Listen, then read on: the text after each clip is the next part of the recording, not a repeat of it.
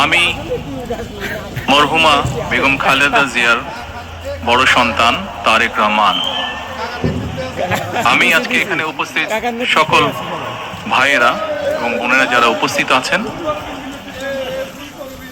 মরহুমা বেগম খালেদা জিয়া জীবিত থাকাকালীন অবস্থায় যদি আপনাদের কারো কাছ থেকে কোনো ঋণ নিয়ে থাকেন, দয়া করে আমার সাথে যোগাযোগ করবেন, আমি সেটি পরিশোধের ব্যবস্থা করব ইনশাআল্লাহ।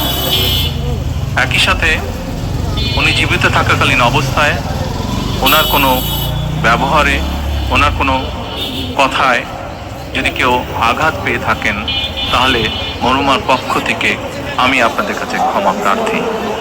দোয়া করবেন আল্লাহ তাআলা যাতে ওনাকে বেহেশত দান করেন। আসসালামু আলাইকুম। আউযু বিল্লাহি মিনাশ শাইতানির রাজিম। বিসমিল্লাহির রহমানির রহিম।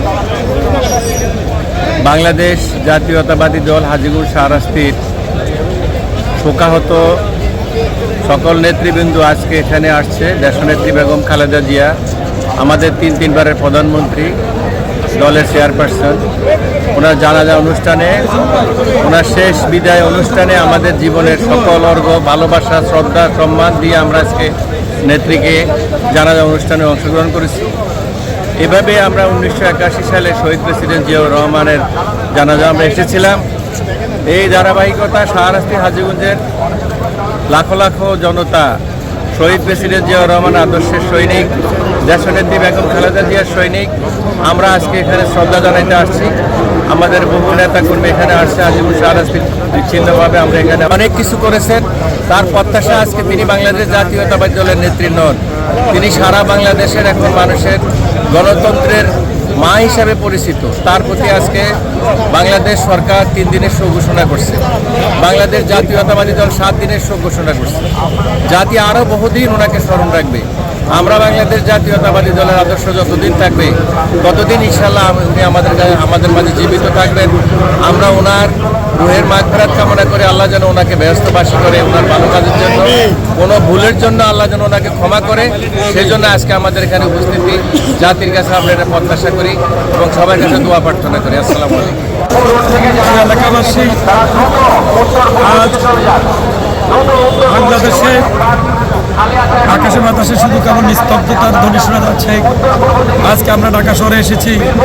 আমাদের প্রিয় নেত্রী, আমাদের প্রিয় মা, গণতন্ত্রের মাতা আপসেন, দেশনেত্রী, 3বারের সাবেক প্রধানমন্ত্রী, দক্ষিণ পূর্ব এশিয়ার এক অবিসংবাদিত নেত্রী দেশনেত্রী বেগম খালেদা জিয়ার জানাজায় অংশগ্রহণ করার জন্য।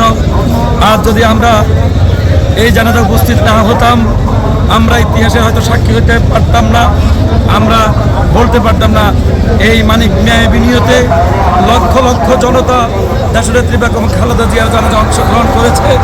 আমরা যেখানে অবস্থান করছি, মানুষ যেন স্রোতের বান ভেঙে যেন মানিক মিয়া এভিনিউর দিকে আসছে। তার শুরু কোথায়, শেষ কোথায় আমরা বলতে পারছি না।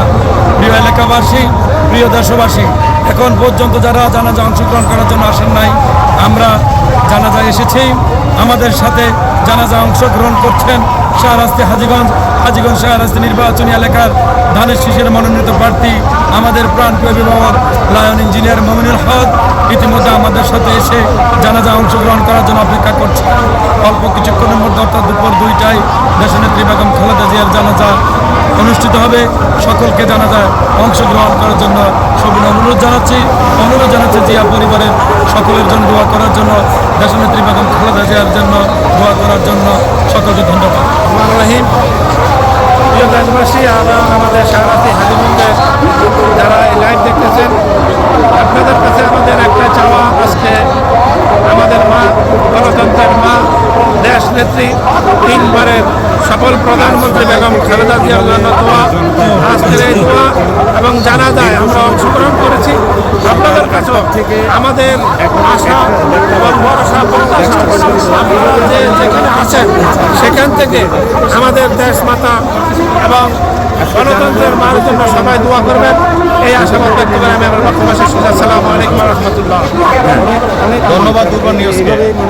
আমরা শাহরাস্তি থেকে আজকে আমাদের প্রিয় নেতা লায়ন ইঞ্জিনিয়ার মমিনুল হকের নেতৃত্বে শাহরাস্তি হাজীগঞ্জের হাজার হাজার আম জনতা, দলীয় নেতাকর্মী উপস্থিত হয়েছে।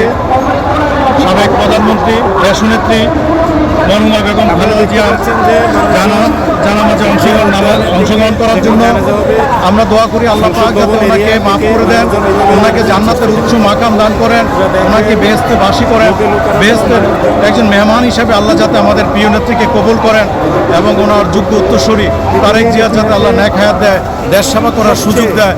এই দোয়া আপনার মাধ্যমে দেশবাসীর কাছে করছি। ধন্যবাদ।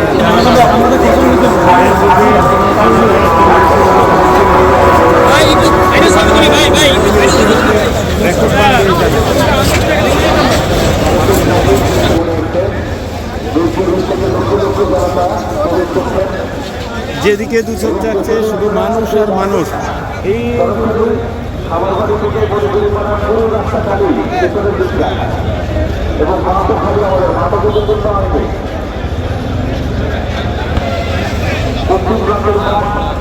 প্রচুর জায়গা আছে, দক্ষিণ প্লাজা, উত্তর প্রান্ত, পাথরের প্রচুর জায়গা আছে। সেটি এখন ইনপুরের রাস্তার দিক থেকে জায়গাটা পরিচিত করে তাদেরকে ভেতরে ব্যবস্থা করে দিতে হবে।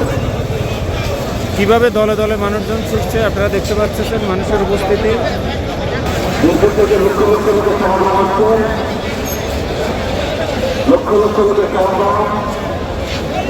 প্রশস্ত জায়গা, শুধু একটু পেছনে যাওয়ার রাস্তা করে দেয়।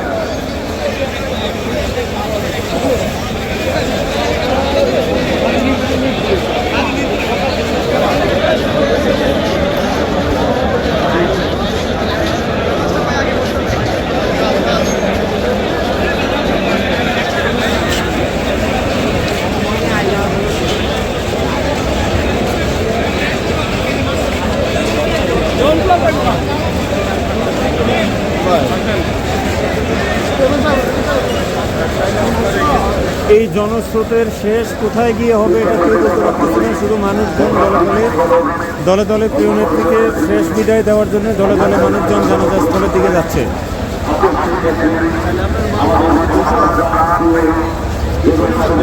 আপনারা দেখতে পাচ্ছেন